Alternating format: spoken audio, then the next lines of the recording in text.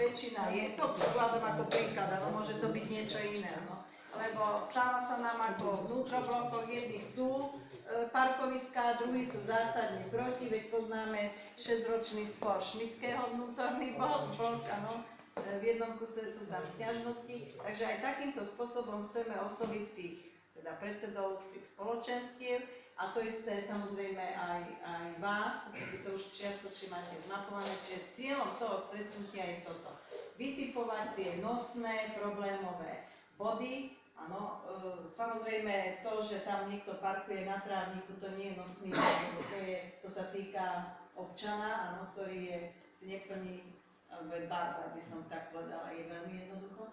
Ale to, čo naozaj treba odstrániť, vybudovať, urobiť, opraviť a tak ďalej. Mesto to nacení a budeme vidieť, aká suma výjde, ktorá sa potom následne sa znova môžeme stretnúť a určíme si priority, áno. Priorita číslo 1, prvý balík, ktorý môže ísť, bude toto, áno. Druhé, tretie a rozloží sa to aspoň na tie 4 roky, aby postupne sa vždy mohlo niečo urobiť. Mali sme stretnutie s tým teda koordinátorom, ja ich nazývam aktivačne, ale teraz sa to ináč nazýva, čo sa odrábajú tých 8 hodín týždenne, tí nezamestnaní, teda dávky si odrábajú.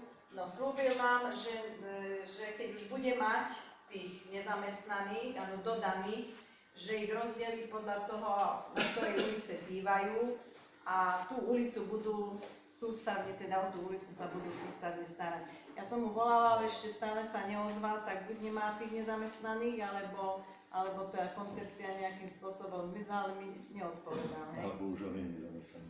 Ale on ešte je. Od 11.2. môže byť nezamestnaný. Čo?